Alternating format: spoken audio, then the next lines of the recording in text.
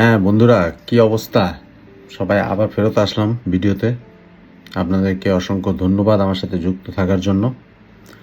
তো আজকে আমাদের মিডনাইট স্টোরি টেলার চ্যানেলে আমরা আজকে একটা অন্য ধরনের একটা গল্প নিয়ে আসছি। এটা একটা আমাদের বর্তমান দুনিয়াতে আমাদের বাঙালিদের বলবো, বিশেষ করে বা অন্যান্য দেশেও আছে নাগরিকদের, বাট বাঙালিদের মূলত একটা বদ্ধ মূল ধারণা আছে, একটা বিরাট গ্রুপ অফ পিপলের, একটা বড় অংশ মানুষের, যে সেটা হলো একটা বৈজ্ঞানিক তত্ত্ব এবং তথ্য, এইটার একটা বিভ্রান্তি আছে তাদের ভিতরে। সেটা হলো কি, এই বিপুল সংখ্যক মানুষ আছে যারা বিশ্বাস করে যে পৃথিবী হলো সমতল, পৃথিবী গোল না, পৃথিবী সমতল। এবং এই বিশ্বাস তারা মধ্যযুগীয়, মানে আজ থেকে 1500-2000 বছর আগের মানুষের যে বিশ্বাস বা ধারণা ছিল, সেই ধারণাটাই নিয়ে তারা চলতেছে। এবং এইটাই তারা মনে করে যে এর উপরে আর কোনো সত্য হইতে পারে না, এই পৃথিবী হলো সমতল। যেহেতু আমরা খালি চোখে সব কিছুই আমাদের চোখে সমতলই লাগে, নদী, খাল, বিল, সমুদ্র, পাহাড় সবই আমাদের কাছে মনে হয় যেন কি একটা সমতল ভূমির উপরে স্থাপন করা। এই কারণে এই এই এই একটাই ধারণা থেকে এই বিশ্বাসের জন্ম। কিন্তু বিজ্ঞান কি বলে? বিজ্ঞান তো এই ধরনের ধারণা পোষণ করে না। বিজ্ঞানের ধারণা সম্পূর্ণই 360 ডিগ্রি উল্টা। বিজ্ঞানের ধারণা হচ্ছে, বিজ্ঞান ধারণা না, বিজ্ঞানের প্রমাণিত সত্য হচ্ছে যে পৃথিবী হলো গোল। এখন আজকে আমরা এই গল্পটার মধ্যে আমরা আলোচনা করব যে বিজ্ঞান বলেছে যে পৃথিবী গোল, এইটাই সত্য। আর বদ্ধমূল, বস্তা পচা, ভ্রান্ত ধারণা যে পৃথিবী সমতল, সেইটা হলো একটা বদ্ধমূল ভুল ধারণা, একটা কুসংস্কার, একটা পুরানো আমলের একটা বাজে চিন্তা এবং কিছু মূর্খ লোকের মূর্খ চিন্তা। আজকে আমরা সেটাই খণ্ডন করব। তো শুরুতে আপনি মনে করেন, আপনি কল্পনা করেন যে আগামীকাল সকালে আপনি ঘুম থেকে উঠলেন আর দেখলেন যে পৃথিবীটার গোল নাই। ঠিক আছে, আমরা জাস্ট আলোচনার খাতিরে ধরে নিলাম যে পৃথিবী আর গোল নাই, পৃথিবী বিরাট একটা সমতল প্ল্যাটফর্ম হয়ে গেছে, ফুটবল মাঠের মতন একটা ফ্ল্যাট। ঠিক আছে, একটা রুটির মতন ফ্ল্যাট। তো অনেকে হয়তো ভাববে যে তাতে সমস্যা কি, ভালো হয়েছে। আমরা যারা বিশ্বাস করি যে পৃথিবী সমতল, তাদের জন্য তো ভালোই হয়েছে, আমরা তো প্রমাণ হইলো যে আমরাই সঠিক। আচ্ছা ঠিক আছে ভাই, আপনারা সঠিক, আমরা প্রমাণ করে দিচ্ছি যে আপনারা কতটুকু ভুল, এবং সেটা বিজ্ঞানের মাধ্যমে আমরা প্রমাণ করব। ঠিক আছে, কারণ বিজ্ঞান কি বলতেছে যে এই ঘটনাটা যদি সত্যি ঘটে কালকে, তাহলে কি ধরনের সমস্যা হইতে পারে, এবং সেইটার থেকে আদৌ সেই সমস্যা থেকে কোনো উত্তরণের পথ আছে কিনা, সেটাই আমরা আজকে দেখব বিজ্ঞানের পয়েন্ট অফ ভিউ থেকে। তো বিজ্ঞান যেটা বলতেছে যে সমস্যা শুধু একটা না, ঠিক আছে, মাল্টিপল সমস্যা তৈরি হবে, এবং পৃথিবীতে মানুষ, সমুদ্র, বাতাস, চাঁদ কোনো কিছুই টিকে থাকতে পারবে না। এইটা হচ্ছে বিজ্ঞানের দাবি, এবং আজকে আমরা এই দুইটা খণ্ডন করব যে কে সত্য আর কে মিথ্যা। ঠিক আছে, যে আজকের ভিডিওতে আমরা বিশ্বাস জয়ী হয় নাকি পদার্থবিজ্ঞান, জ্যোতিষবিজ্ঞান এবং আর্থ সায়েন্সের মতন যে বিজ্ঞানের যে শক্তিশালী স্টাডিগুলো রয়েছে, তারা এইটাতে সফল হয়, আজকে আমরা সেটাই দেখব। তো এখানে কিছু পয়েন্ট আমি নোট করে রাখছি। আমার পয়েন্ট নাম্বার 1, আমি যে বিষয়টা নিয়ে আলোচনা করতে চাই সেটা হলো প্রকৃতি। এই যে আমাদের ভূমণ্ডলের যে প্রকৃতি, এটা কেন পৃথিবীরে, আমরা যে আমাদের যে পরিচিত পৃথিবী যে গোলাকার, সেটা কেন তৈরি করলো পৃথিবী? কারণ একটা সহজ উপায় হলো যে মধ্যাকর্ষণ শক্তির ফলে সূর্য যে প্রতিনিয়ত সৌরজগতে আমাদের প্রত্যেকটা প্ল্যানেটকে তার দিকে আকর্ষণ করে টেনে রাখছে।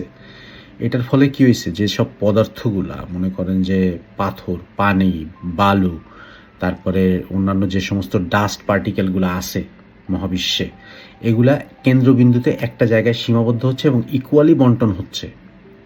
ইকুয়ালি বন্টন হওয়ার কারণে আপাতমস্তক এটা একটা রাউন্ড বলের শেপে পরিণত হয়ে গেছে, এবং যে কারণে আপনি দেখতে পাচ্ছেন আমাদের খালি চোখে আমরা আমাদের সৌরজগতে তো শুধু চাঁদকেই দেখতে পারি উপগ্রহ হিসেবে পৃথিবীর, কিন্তু এছাড়া আমরা স্যাটেলাইটের মাধ্যমে আমরা এখন জানি যে বিশ্বে, আমাদের মহাবিশ্বের যে অন্যান্য প্ল্যানেটগুলো আছে আমাদের, বিশেষ করে আমাদের সৌরজগতের প্রত্যেকটা প্ল্যানেটই গোলাকৃতি, ঠিক লাইক পৃথিবীর মতনই।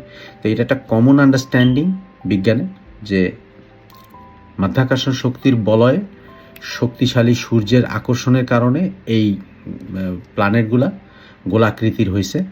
এটা কোনোভাবেই একটা ফ্ল্যাট একটা প্লেটের মতন হওয়া সম্ভব না, ঠিক আছে। তারপরে ধরেন যে পয়েন্ট, আচ্ছা বন্ধুরা, তারপরে পয়েন্ট নাম্বার 2, সমতল পৃথিবী, ঠিক আছে। সমতল পৃথিবী এটা কি স্থিতিশীল থাকতে পারবে? স্থিতিশীল থাকতে গেলে তার একটা ওজোন লেয়ার লাগে। তাহলে আমরা যেহেতু আমাদের পৃথিবীটা গোলাকার এবং বর্তমান পৃথিবীর কথা বলছি, এবং আমরা পৃথিবীর উপরে থাকি সারফেসে, যেহেতু পৃথিবীর ভিতরের অংশে সেইটা প্রায় 6000 মাইলের একটা ব্যাসার্ধ, এবং তার মধ্যে যথেষ্ট পরিমাণে ওজোন লেয়ার আছে। ওজোন লেয়ার বলতে আমি বোঝাচ্ছি বিভিন্ন ধরনের মিনারেল, খনিজ পদার্থ, এবং যেগুলো ভারী পদার্থ সেগুলো নিচের দিকে, হালকা পদার্থগুলো উপরের দিকে, যেমন নিচের দিকে লোহা, ইস্পাত, তারপরে পানি, তারপরে আরও তার উপরে কঠিন শিলা আছে, তার উপরে কয়লা আছে, বালু আছে। হ্যাঁ, তো এইগুলোর কারণে কী হয়েছে যে পৃথিবীর ওজোন লেয়ারটা একটা কনস্ট্যান্ট একটা জায়গায় দাঁড়ানো আছে। কিন্তু এটা যদি এটা থালার মতন থাকে তখন তো তার ভিতরে কোনো কিছু থাকবে না, ওজোন লেয়ার থাকবে না। তাহলে কি সমস্যাটা হইতে পারে? সমস্যাটা হইতে পারে যে যেমন জোয়ার ভাটা থেকে শুরু করে পৃথিবীর যে মাধ্যাকর্ষণ শক্তির বলয়ের কারণে যে ঘুরতেছে, এই ঘুরতে ঘুরতে সে তার কক্ষবলয় থেকে ছুটে বেরোয় যেত। যেমন একটা প্লেট, মনে করেন যে ওই যে আমরা ছোটোবেলায় খেলতাম যে ফ্রিসবি, যে আমরা জোরে মারলে পরে উড়ে চলে যেত, তাই না? অ্যারোডাইনামিক শেপে সে তার বাতাসের গতি কেটে সে দূরে ভেসে যেত, অনেক দূরে যেতে পারতো। তো পৃথিবীর যদি এরকম একটা থালার মতন থাকতো, আপনি কল্পনা করেন যে একটা থালা আপনি যদি ওরকম ছুঁড়ে মারেন উপরে শূন্যে, তাহলে থালাটা কি হবে? ওটা কি স্টেবল থাকবে? থাকবে না তো। তাই পৃথিবীর অবস্থাটা ঠিক তাই হইতো। সেই পৃথিবীকে যেহেতু গোলাকার, সেহেতু সূর্যের বলয়ের মধ্যে আছে, এবং সেইটা সবসময় ইকুয়ালি বন্টন হচ্ছে দেখে প্রচুর পরিমাণে কয়লা, প্রচুর পরিমাণে ডাস্ট, পাথর, তারপরে পানি, বিভিন্ন রকম মেটেরিয়ালগুলো এই সার্কেলের সাথে যুক্ত, এবং সেগুলো নিয়ে এই পার্টিকেলটা ঘুরতেছে, এই পৃথিবীটা ঘুরতেছে, এবং যত ঘুরতেছে তত গোলাকৃতি হচ্ছে সে। কারণ হচ্ছে তার শেপ, ওই গ্র্যাভিটেশনের কারণেই তার শেপটা এরকম হয়ে গেছে। এটা কোনোভাবেই ফ্ল্যাট হওয়া সম্ভবই না। তারপর আমরা চলে যাই পয়েন্ট নাম্বার 3-তে, যে পৃথিবী সমতল রাখতে গেলে হ্যাঁ আপনার কি লাগবে? আপনাকে এই গ্র্যাভিটেশন বাদ দিতে হবে। এখন গ্র্যাভিটেশন আপনি যদি বাদ দেন, ঠিক আছে, আপনার বিশ্বাসের কারণে আপনি যদি পৃথিবীকে ফ্ল্যাট করতে চান এবং গ্র্যাভিটেশন আপনি বাদ দেন, তাহলে কি হবে সমস্যাটা? এই পৃথিবীতে আপনি দাঁড়া থাকতে পারবেন না, কারণ এটা পৃথিবীটা স্টেবল আছে, কারণ যেহেতু তার ওজোন লেয়ারটা নিচে, উপরের সাইডটা হালকা, সেই কারণে। যেমন একটা পানির ভিতরে যদি আপনি একটা মনে করেন যে একটা ফ্রুট ছেড়ে দেন, হ্যাঁ, ফ্রুটটা যদি ডুবে যায় তো ডুবে গেল, কিন্তু যে ফ্রুটটা ডোবে না, দেখবেন যে তার বেশিরভাগ অংশটাই পানির নিচে আর অল্প একটু অংশ উপরে রয়েছে, এটা ওকে ব্যালেন্স করতেছে, ঠিক আছে।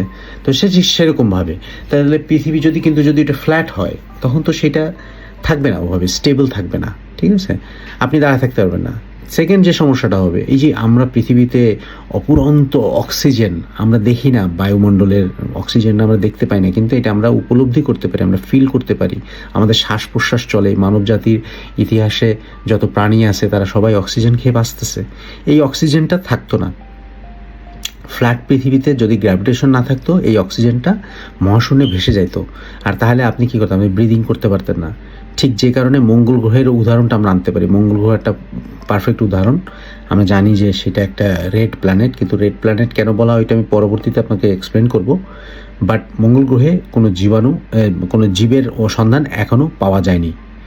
তার একটা কারণ বিজ্ঞানীরা বলতেছে যে সেখানে যে বায়ুমণ্ডল সেটা এতই পাতলা যে সেইখানে আসলে যে কোনো ধরনের জীবের মানে বেঁচে থাকাটা একদম অসম্ভব ব্যাপার, ঠিক আছে। তো তারপরে কী হইতো? সমুদ্র থাকতো না। সমুদ্র কী হইতো তাহলে? সমুদ্র, কারণ হচ্ছে যে সমুদ্রের পানি তাহলে ওই গ্র্যাভিটেশন চেপে রাখতেছে, যেটা এখন এটা উড়ে যাইতো, পানিটা থাকতো না। তারপরে বৃষ্টি হইতো না, তাহলে বৃষ্টি না হলে কী হইতো? নদী, খাল, বিল যেগুলো আছে, জলাশয় সব শুকায় যেত, তাই না? তাহলে সেখানে একটা মরুভূমি তৈরি হইতো পৃথিবী। তাহলে এইরকমভাবে কি পৃথিবী বা দীর্ঘদিন টিকে থাকতে পারতো? পারতো না তো, পৃথিবী তো কোনোভাবেই বাসযোগ্য হইতো না কারোর জন্য, তাই না? তাহলে অটোমেটিক্যালি পৃথিবী ধ্বংস হয়ে বাধ্য। তারপরে আসেন পয়েন্ট নাম্বার 4। হ্যাঁ, বায়ুমণ্ডল ধরে না, যে বায়ুমণ্ডলের কথা বললাম যে উড়ে যেত, বায়ুমণ্ডল কোথায় যেত তাহলে? ঠিক আছে, আমাদের পৃথিবীতে বেঁচে থাকার জন্য তো অক্সিজেন দরকার, তাই না? আর আরেকটা কাজ বায়ুমণ্ডলে করে, সেটা হচ্ছে যে এই অক্সিজেনটাকে চেপে পৃথিবীর কাছাকাছি রাখে, আমাদের মানুষের কাছাকাছি মাটি থেকে শুরু করে, যে কারণে একটা ছোট বীজ আপনি বপন করলেও সেও অক্সিজেন পেয়েই বেড়ে ওঠে। ঠিক আছে, তাহলে কারণটা কী হয়? এখন মহাকর্ষ যদি সেই গ্র্যাভিটেশন যদি না থাকে বায়ুমণ্ডলে, তাই না, তাহলে কী হবে? ধীরে ধীরে আস্তে আস্তে আস্তে আস্তে সমস্ত প্রাণীকুলে যা কিছু আছে সমস্ত জীবন ধ্বংস হয়ে যাবে, এবং তরল পানি যেগুলো আমরা যা আছে আমাদের ড্রিঙ্কিং ওয়াটার সোর্স বলেন না, সমুদ্রের পানির সোর্স বলেন, সবই এই পৃথিবী থেকে ভ্যাপোরেট হয়ে উপরে চলে যাবে, মহাকাশের এগুলো ছড়ায় যাবে। ঠিক আছে, সমুদ্র ড্রাই হয়ে যাবে, আপনি আর কোনোভাবেই পানির সোর্স পাবেন না। আর পানির সোর্স না পেলে কি আপনি বেঁচে থাকতে পারবেন? আপনি তো পারবেন না। তারপরে আমাদের যে নিয়ারেস্ট যে গ্রহ চাঁদ, ঠিক আছে, যেটা আমার পয়েন্ট নাম্বার, আমার পরবর্তী পয়েন্ট, চাঁদের কী হবে? এই চাঁদটা তো পৃথিবীর একটা উপগ্রহ আমরা জানি, এবং সবচেয়ে নিয়ারেস্ট গ্রহ। হ্যাঁ, উপগ্রহ বলতে আমরা মেইন করছি যে এইটা বৈজ্ঞানিকরা বলছে যে এই চাঁদ একসময় পৃথিবীর অংশ ছিল, কিন্তু সময়ের বিবর্তনের কারণে যে কোনো একটা সময় একটা কলাইড হয়, মানে একটা সংঘর্ষ হয় কোনো একটা স্ট্রয়েডের সাথে বা কোনো একটা উল্কার সাথে, এবং তার পরবর্তীতে কী হয়, ওর একটা পৃথিবীর একটা অংশ ভেঙে ওই চাঁদ তৈরি হয়েছে। এটা ধীরে ধীরে ধীরে ধীরে ধীরে ধীরে ঠান্ডা হইয়া ঘুরতে ঘুরতে ঘুরতে ঘুরতে ওই গোলাকৃতি হয়ে গেছে পৃথিবীর মতনই, কারণ আমাদের পুরো সিস্টেমটাই এরকমই। তো প্রত্যেকটা প্ল্যানেটই গোল হইতে বাধ্য। ঠিক আছে, সেই কারণে তাহলে কী হবে? তা এখন চাঁদ যদি সেই গ্র্যাভিটি না থাকে, তাহলে তো গ্র্যাভিটি মানে যে কারণে কি হচ্ছে, পৃথিবী চাঁদকে আকর্ষণ করে ধরে রাখছে, চাঁদ বেরোইতে পারতেছে না তার সার্কেল থেকে, কারণ পৃথিবীর টান দিয়ে ধরে রাখছে আকর্ষণের কারণে। হ্যাঁ, তাহলে এই জিনিসটা যদি না থাকে, তাহলে তো চাঁদ আর ওই পৃথিবীর বদল করবে না, চাঁদ তো বেরোয় যাবে সার্কেল থেকে, তাহলে চাঁদ সরে যাবে। তাহলে চাঁদ সরে গেলে কি হবে? আমরা চাঁদ পৃথিবীর জন্য তো একটা ব্লেসিং, তাই না?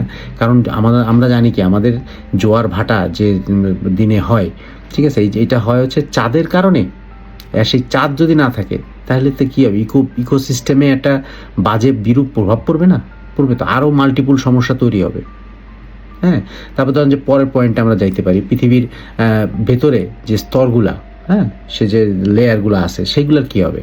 যে আমরা যে আগে যেটা ডিসকাস করলাম যে পৃথিবীর নিচে সবচেয়ে কঠিন শিলা পদার্থ, তার উপরে ধীরে ধীরে হালকা পদার্থ, এগুলো তো কিচ্ছু থাকবে না। তাহলে আমাদের এই সব 1500-2000 বছর আগের যে বস্তা পচা বিশ্বাস আমরা সেখানে আছে যে কি, যে পৃথিবী ব্যালেন্স করার জন্য পাহাড়, নদী, খাল, গাছপালা এগুলো ব্যালেন্স করে। আসলে কি তাই নাকি? এগুলো তো মূর্খের কথাবার্তা। পৃথিবীর মূল ব্যালেন্সটা হয় হচ্ছে আন্ডারগ্রাউন্ডে, মিনারেলে, যে লোহার খনি, যে পানির খনি, যে ইস্পাতের খনি, পৃথিবীর নিচে মিনারেলগুলো রয়েছে, এই ভারের কারণে পৃথিবীটা ওই ব্যালেন্সটা করে রাখে। পৃথিবী উল্টাইয়া এদিক ওদিক যাইতেছে না, সেটা সার্কেলে ঘুরতেছে। ঠিক আছে, তারপর পয়েন্ট কি, চুম্বক আকর্ষণ যেটা আছে আমাদের, যে ইলেকট্রিক ম্যাগনেটিক ফোর্স আমরা বলে থাকি। হ্যাঁ, এটা একটা বৈজ্ঞানিক তত্ত্ব, যে সেটা হলো যে, যেমন আপনারা জানেন যে চুম্বক, ম্যাগনেট মানে হচ্ছে চুম্বক। হ্যাঁ, তো চুম্বক প্রতিটা জিনিসটা কী করে? আকর্ষণ করে না? আকর্ষণ করে। তো আপনি তো আকর্ষণটা দেখতে পান, কিন্তু আপনি বুঝতে পারেন যে এটা আকর্ষণ করতেছে। বিশেষ করে মেটাল বা অন্যান্য কিছু ইস্পাতের আছে যেগুলোর মধ্যে চুম্বকের ব্যাপক আকর্ষণ আছে, পাওয়ার আছে, তাই না? তো কাজেই সেই চুম্বক শক্তিটা কি করতেছে আমাদের, একইভাবেই এই বায়ুমণ্ডলে আমাদের যে গ্র্যাভিটেশন, যে বায়ুমণ্ডল, সে চুম্বকের মতো এই অক্সিজেন সাপ্লাইটাকে পৃথিবীতে ধরে রাখছে, এটা বেরোতে দিচ্ছে না। এবং যার কারণে আমরা এই যে সুন্দর ব্রিদিং নিতেছি, আমরা বেঁচে আছি, আমাদের প্রজন্মের পর প্রজন্ম বেঁচে আছে এই একই অক্সিজেন নিয়ে। আমাদের প্ল্যানেটের প্রত্যেকটা স্পিসিসের ভিতরে সেই জিনিসটা রয়েছে, তাই না? কাজে এইটার একটা ব্যাপক গুরুত্ব, যেটা সাধারণভাবে চিন্তা করা যায় না, অসাধারণ একটা ব্যাপার। তারপরে পয়েন্ট নাম্বার 9, হ্যাঁ, যে টেকটনিক প্লেট আমরা যেটা জানি বর্তমানে, যে পৃথিবীতে পানির উপরে যে প্লেটের উপরে যে মহাদেশগুলো ভাসতেছে, তাই না? আফ্রিকা, অস্ট্রেলিয়া, তারপরে অ্যান্টার্কটিকা, তাহলে এই যে এশিয়া, হ্যাঁ, তাহলে এই প্লেটগুলোর কি হবে? এটা যদি ফ্ল্যাট হয়, আমরা যদি ধরে নেই যে এটা একটা থালার মতন পৃথিবী, তাহলে কী হবে জানেন? ভূমিকম্প হবে, কারণ প্লেটে প্লেটে ধাক্কা লাগবে, এবং ধাক্কা লাগবে ভূমিকম্প হবে, আগ্নেয়গিরি অগ্নি উৎপাত হবে, সুনামি হবে সমুদ্রে, এবং সমুদ্রের পানি উপচে মনে করেন যে সেই মানুষকে ওয়াশ আউট করে ফেলবে। তো এতগুলো ক্যাটাস্ট্রফি হওয়ার পরে পৃথিবীতে কি মানব সভ্যতা টিকে থাকবে? এবং এগুলো যদি একের পর এক বা একই সাথে এগুলো ঘটে যায়, তাহলে কি হইতে পারে পৃথিবী? সেটা একটু আপনার চিন্তা করেন। তারপর আসেন পয়েন্ট নাম্বার 10-এ। তাহলে মানুষ কেন এই যে সমতল পৃথিবী এটাতে, তারপরও মানুষ কেন বিশ্বাস করে? হ্যাঁ, এইটা টোটালি একটা সাইকোলজিক্যাল চিন্তা, পুরনো ধর্মীয় বিশ্বাস থেকে এই চিন্তাটা আসছে। এটার কোনো বাস্তব ভিত্তি নাই।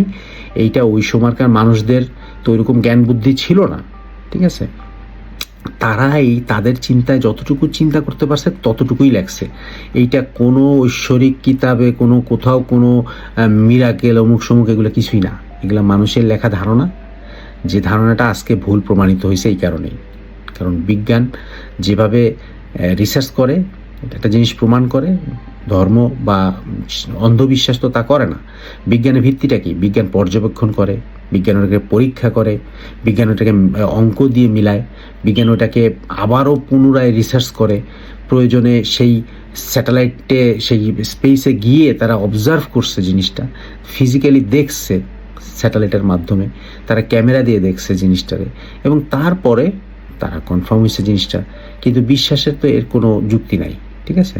আর বিজ্ঞানের সবচেয়ে বড় যে শক্তিশালী যুক্তি, সেগুলো তো অলরেডি সারা পৃথিবীতে হাজার হাজার মানে শশ বছর ধরে এটা প্রমাণিত একটা ব্যাখ্যা, তাই না?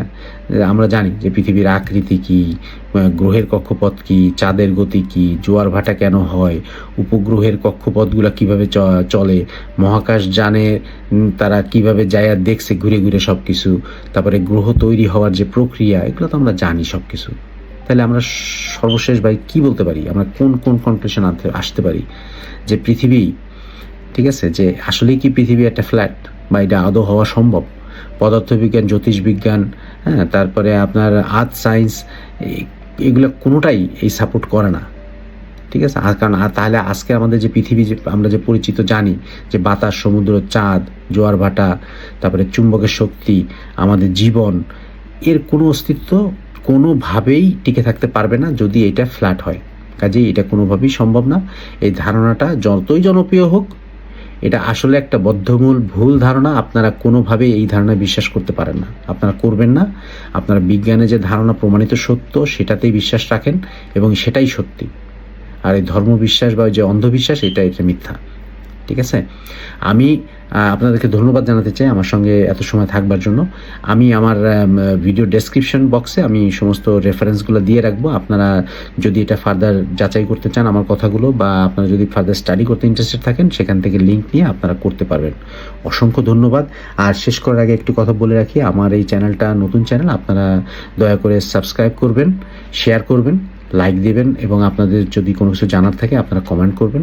এতে করে আমি আসলে আরও অনুপ্রাণিত হব, চ্যানেলটাকে বাড়ানোর চিন্তা করছি, এবং আরও নতুন নতুন আইডিয়া নিয়ে আসছি, যাতে আপনাদের সঙ্গে শেয়ার করতে পারি। আমরা একসঙ্গে শিখবো সবই। আমি যে সব কিছু জানি তা না, আপনাদের সঙ্গে শিখবো। তো আপনাদেরকে অসংখ্য ধন্যবাদ আমার সঙ্গে থাকবার জন্য।